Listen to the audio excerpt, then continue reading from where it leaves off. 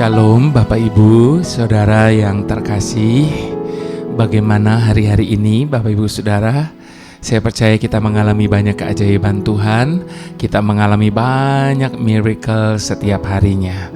Namun saya juga percaya bahwa tidak selalu kita mengalami kehidupan sesuai dengan apa yang kita bayangkan. Sebab saya percaya kita juga masih mengalami apa yang namanya ketakutan dan kekhawatiran, rasa takut dan khawatir itu.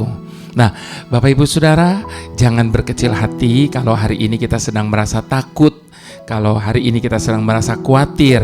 Mengapa? Sebab rasa takut dan khawatir itu manusiawi.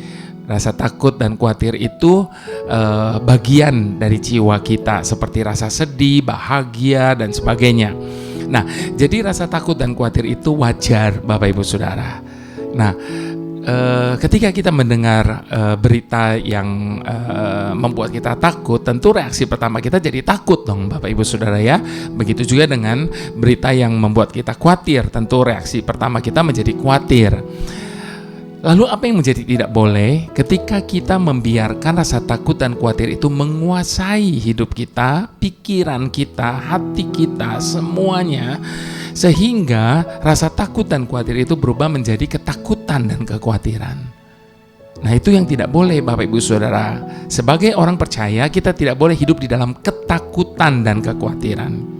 Sebagai orang percaya kita bisa takut dan khawatir. Makanya pemazmur bilang apa? Pada waktu aku takut, aku percaya kepadamu. Pemazmur saja masih bisa takut Bapak Ibu Saudara. Tapi pada waktu rasa takut datang dalam hidupnya, dia meresponinya dengan benar. Dia angkat imannya.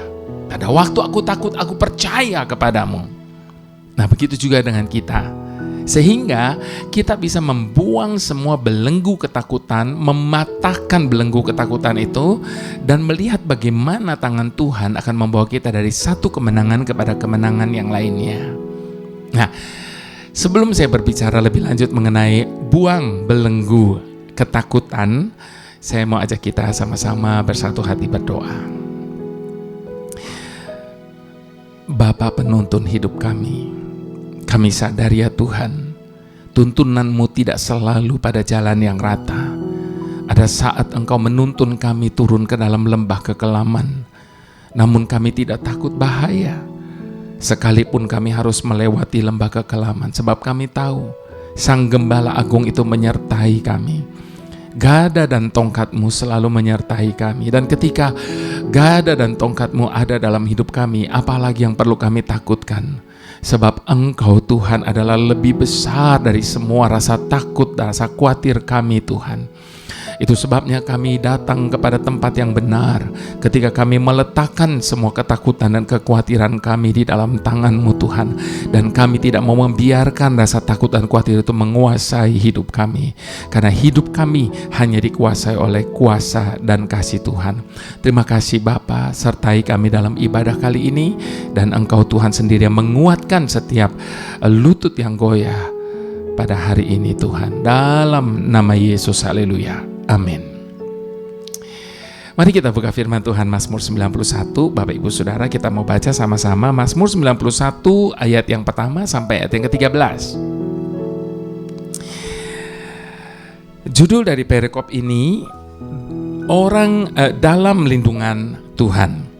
Orang yang duduk dalam lindungan yang maha tinggi, yang bermalam dalam naungan yang maha kuasa, akan berkata kepada Tuhan, tempat perlindunganku dan kubu pertahananku, Tuhanku yang kupercayai. Sungguh Dialah yang melepaskan engkau dari jerat penangkap burung, dari penyakit sampar yang busuk. Dengan kepak sayapnya Ia akan menudungi engkau, di bawah sayapnya engkau akan berlindung. Kesetiaannya ialah perisai dan pagar tembok. Engkau tidak usah takut terhadap kedahsyatan malam, terhadap panah yang terbang di waktu siang, terhadap penyakit sampar yang berjalan di dalam gelap, terhadap penyakit menular yang mengamuk di waktu petang. Walau 1.000 orang rebah di sisimu dan 10.000 di sebelah kananmu, tetapi itu tidak akan menimpamu. Engkau hanya menontonnya dengan matamu sendiri dan melihat pembalasan terhadap orang-orang fasik.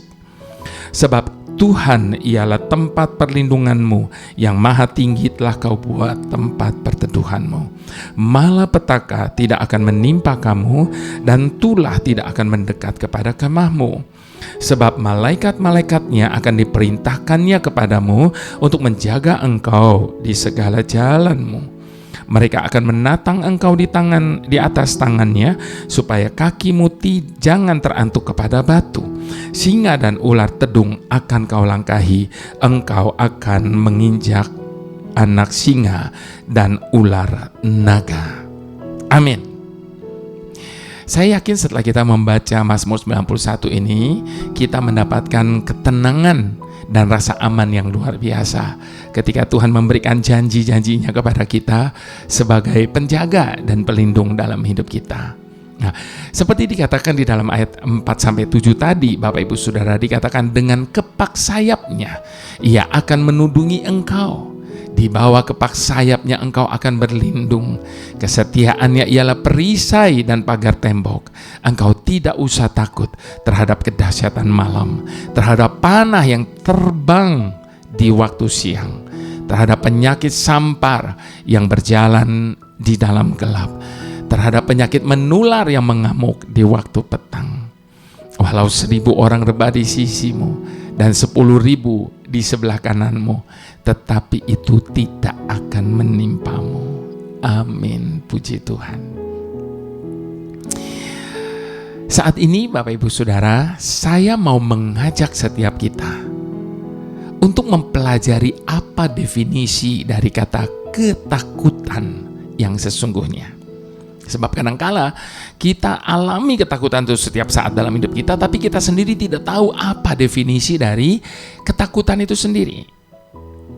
Nah, adapun saya mendapati definisi dari kata ketakutan dalam kamus adalah emosi sedih yang disebabkan oleh bahaya yang akan datang, sesuatu yang jahat atau sebuah ilusi atau sejenisnya. Maka dari definisi ini Bapak Ibu Saudara, yang saya dapatkan seperti yang tadi saya katakan Bapak Ibu Saudara, ada hal yang harus kita garis bawahi di sini, bahwa seringkali ketakutan itu muncul bukan dari fakta, tetapi ketakutan itu muncul dari kekhawatiran. Itu sebabnya ketakutan dan kekhawatiran itu dua kata yang tidak bisa dipisahkan. Biasa orang kalau khawatir, dia pasti jadi takut. Begitu juga orang ketakutan, dia akan merasa khawatir. Jadi itu sebabnya Bapak Ibu Saudara, kata ketakutan seringkali dikaitkan dengan kata kekhawatiran itu. Jadi kekhawatiranlah yang seringkali memanipulasi perasaan kita. Jadi ketakutan itu muncul karena kekhawatiran. Dan kenapa bisa muncul karena kekhawatiran? Karena kekhawatiran memanipulasi perasaan kita, sehingga kita tidak bisa melihat segala sesuatu sesuai dengan proporsinya. Sebab kalau orang yang hidup dalam ketakutan dan kekhawatiran itu pasti overreacting, Bapak Ibu Saudara, terlalu berlebihan.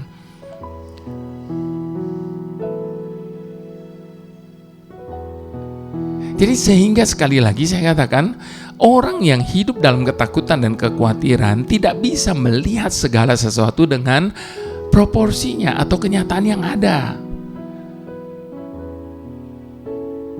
Sebab kebanyakan ketakutan kekhawatiran itu mereka-reka sesuatu yang belum pasti, sehingga itu menimbulkan kecemasan, dan kecemasan kata lain dari ketakutan.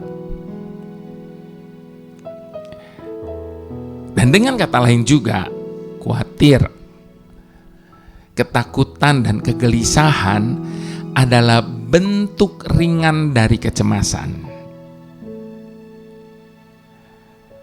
Jadi ada grade-grade-nya Bapak Ibu Saudara. Khawatir, takut, gelisah itu adalah bentuk ringan dari kecemasan. Adapun kecemasan yang sudah membahayakan berbentuk tekanan mental, stres, dan kepanikan.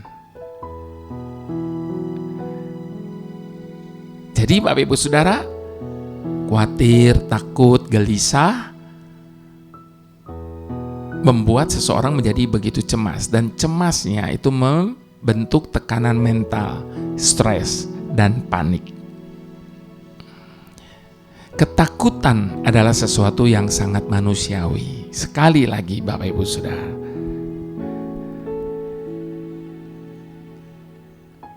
ada terlalu banyak orang hidup di dunia ini yang hidup di dalam ketakutan. Bagi mereka yang tidak mempunyai pegangan seperti kita berpegang kepada Tuhan. Dan itu Tuhan izinkan ada dalam hidup setiap manusia.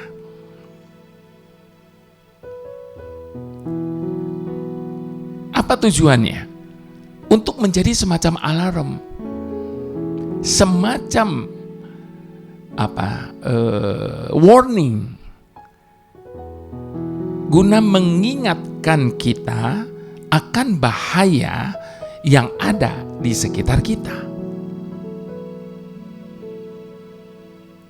Namun jika rasa takut itu sudah mulai mendominasi hidup kita, Bapak Ibu Saudara, maka itu akan berubah menjadi ketakutan. Begitu juga dengan rasa khawatir. Ketika khawatir sudah mulai mendominasi hidup kita, maka itu berubah menjadi kekhawatiran. Dan manakala ketakutan dan kekhawatiran sudah mendominasi hidup kita, maka itu sudah menjadi hal yang tidak sehat dan akan membelenggu hidup kita.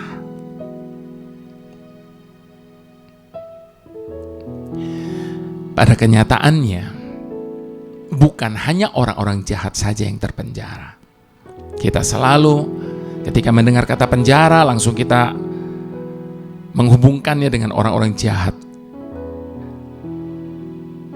Mereka mungkin saja terpenjara secara fisik, namun seringkali dan bahkan ada begitu banyak orang yang menyebut dirinya orang percaya,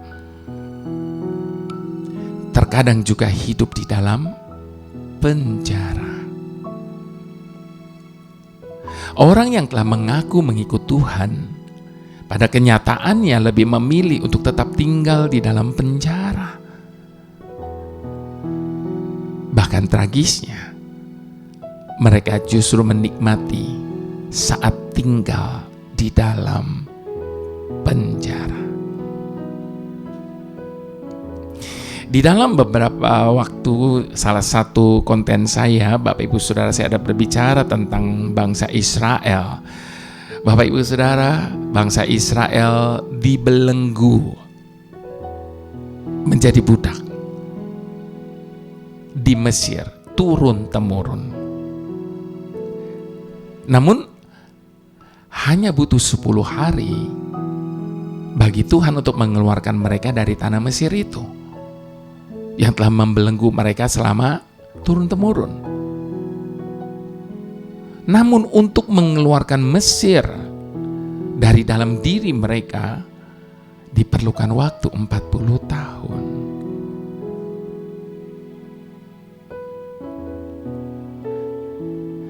Jadi seringkali Bapak Ibu Saudara, secara fisik kita kelihatan orang merdeka, namun sesungguhnya kita masih terpenjara.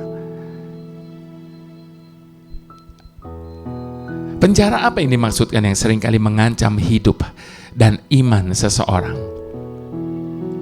Salah satunya begitu dekat dengan hidup ini, yaitu belenggu ketakutan itu.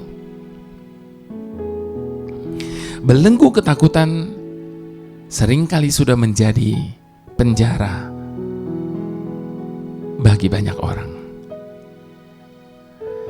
Ketika seseorang sedang menghadapi sesuatu yang dirasa tidak aman dan mengancam ketenangannya, maka mereka akan merasa takut dan terjebak dalam ketakutan itu sendiri. Mereka seringkali menebak-nebak atau bahkan membuat rancangan sendiri akan hari esok yang buruk yang akan menimpanya.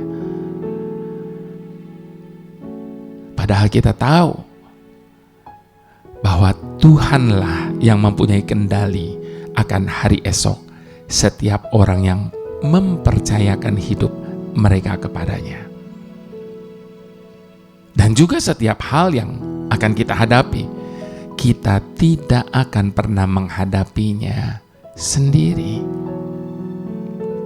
Tidak akan pernah Dia membiarkan kita bergumul sendiri. Bahkan Dia sendiri yang berjanji bahwa apapun yang Dia rancangkan dalam hidup kita itu bukanlah rancangan kecelakaan, bukan rancangan yang buruk, tetapi Dia telah merancangkan hari depan yang penuh dengan pengharapan. Ketakutan yang terus dipelihara akan berdampak sangat buruk bagi diri kita sendiri. Sebab di dalam kitab Ayub 3 ayat yang ke-25 sampai 26 dengan jelas diperingatkan kepada setiap kita. Karena yang kutakutkan itulah yang menimpa aku, dan yang kucemaskan itulah yang mendatangi aku. Aku tidak mendapat ketenangan dan ketentraman. Aku tidak mendapat istirahat, tetapi kegelisahanlah yang timbul.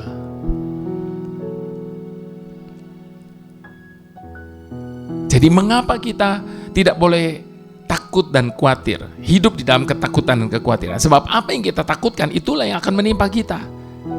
Dan apa yang kita cemaskan itulah yang akan mendatangi kita.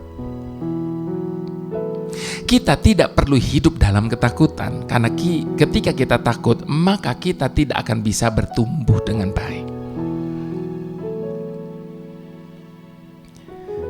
Dan tidak akan pernah mampu untuk menjalani kehidupan yang telah diberikannya bagi kita. Ketika kita memelihara ketakutan, maka ketakutan itu akan menjadi penyakit yang membuat kehidupan kita sendiri semakin buruk dan tidak berkembang. Memelihara rasa takut akan membuat damai sejahtera itu hilang. Itu sebabnya, Bapak Ibu Saudara, jangan pernah memandang ketakutan. Akan tetapi, pandanglah Tuhan yang akan selalu memberikan kekuatan dan ketenangan, jalan keluar dan berkat dalam kehidupan kita. Sebagaimana dikatakan di dalam Mazmur 56 ayat 4-5a, biarlah ini menjadi kepercayaan iman kita. Waktu takut, aku ini percaya kepadamu, kepada Tuhan yang firman-Nya kupuji. Kepada Tuhan aku percaya, aku tidak takut. Mari sama-sama kita mau katakan, ku tidak takut, sebab Kau besertaku.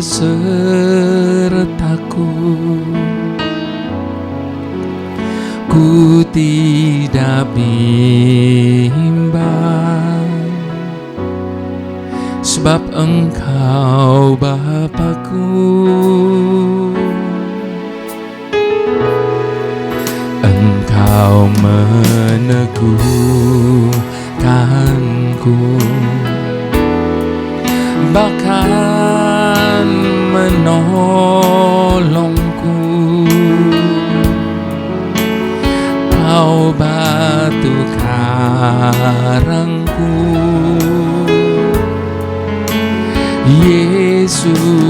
Tuhan. Yesus memegangku dengan tangan kananmu. Yesus memberiku kemenangan.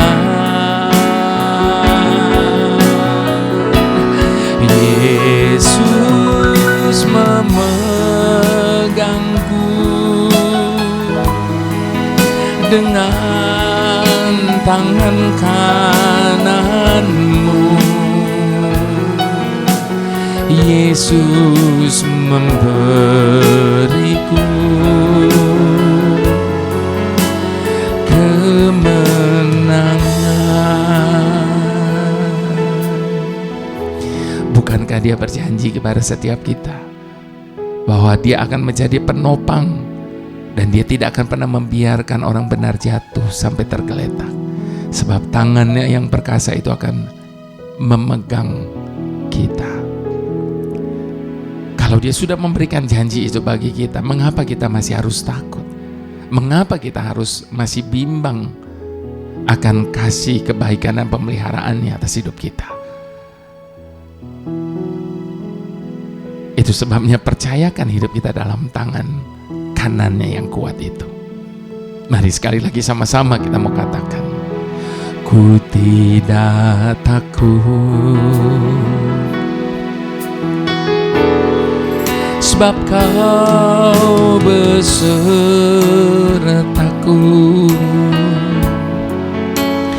Ku tidak bimbang, sebab Engkau Bapa-Ku. Engkau meneguhkanku, bahkan menolongku.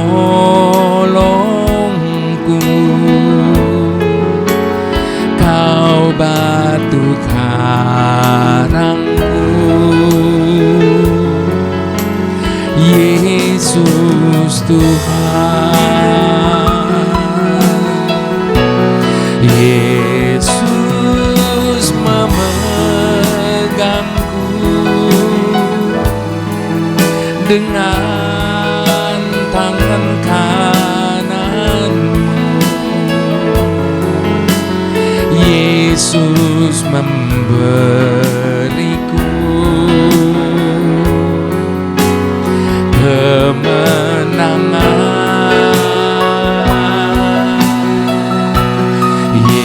Yesus memegangku dengan tangan kananmu. Yesus memberiku kemenangan. Dengan iman sekali lagi sama-sama katakan, Yesus memegangku dengan tangan kananmu. Yesus memberiku kemenangan.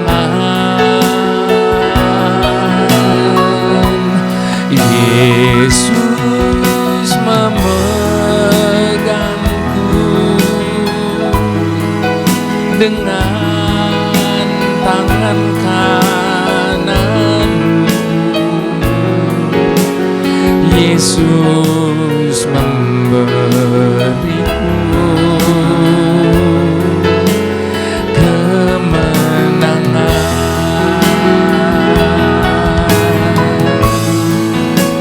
Yesus memberiku kemenangan.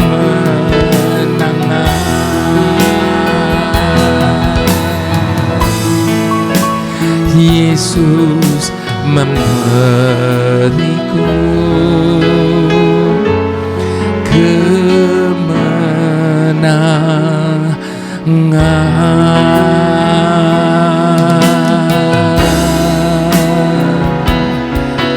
tangan kananmu selalu memegang hidup kami Bapa, selalu menopang, tak kau biarkan tergeletak.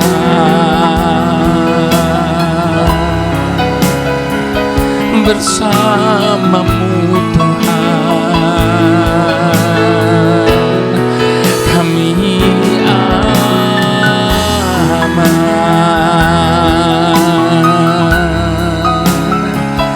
bersamamu kami berkemenangan.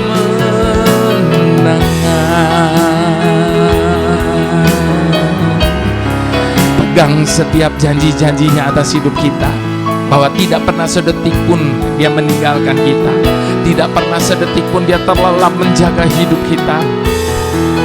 Tangan yang perkasa senantiasa turun atas setiap kita dan menyelesaikan segalanya. Tidak akan pernah Dia biarkan orang benar tertindas dalam hidupnya, tidak akan Dia biarkan orang benar jatuh sampai tergeletak. Pegang setiap janji Tuhan atas hidup kita, sehingga kita bisa mematahkan setiap belenggu ketakutan yang membelenggu hidup kita selalu dan selama ini. Haleluya, haleluya. Tuhan sumber kekuatan dan pengharapan dalam hidup kami. Kami sungguh menyadari bagaimana Engkau begitu mengasihi, sedemikian rupa dengan kasih-Mu yang kekal. Bahkan Engkau sendiri yang telah menarik kami ke dalam rengkuhan-Mu dan mendekap kami dengan kasih setia-Mu. Setiap kali kami merasa putus asa, di saat kami merasa hilang semua semangat dan pengharapan kami, di dalam segala hal Engkau menjadikan kami lebih daripada pemenang melalui kasih dan kuasa-Mu. Bahkan tidak ada satupun dalam semua ciptaan yang dapat memisahkan kami dari kasih-Mu. Tidak juga kematian atau hidup, malaikat atau roh jahat, masa sekarang, masa depan, atau kuasa lain. Sehingga kami tidak perlu takut dalam hidup ini. Engkau senantiasa menyemangati kami di saat kami sedang berlari dalam pertandingan hidup ini. Sementara di dalam suatu perlombaan semua pelari berlomba, tetapi hanya seorang yang memperoleh hadiah, dan penyertaan-Mu itulah yang lebih daripada cukup untuk menenangkan, bahkan menyelamatkan kami. Itu sebabnya kami percaya kepada-Mu, dengan tidak membiarkan masalah menguasai diri kami, dengan tidak membiarkan rasa takut menguasai kami, dengan tidak membiarkan rasa khawatir menguasai diri kami. Bahkan kami meletakkan seluruh pengharapan kami hanya di dalam Engkau Tuhan. Terima kasih Bapa. Terima kasih Tuhan. Kami aman, kami nyaman, kami tenang tinggal bersama-Mu. Mari Bapak Ibu Saudara yang dicintai Tuhan, mari dengan segala hormat kita mau angkat kedua tangan kita di hadapan Tuhan. Sebab berkat kasih karunia damai sejahtera itu yang menghalau segala ketakutan dan kekhawatiran dari hidup kita datangnya hanya daripada Bapa Surgawi di dalam Putranya yang tunggal Tuhan Yesus Kristus, dan di dalam persekutuan dengan Roh Kudus menyertai kita sekarang ini sampai selama-lamanya. Mari semua kita yang percaya sama-sama katakan amin.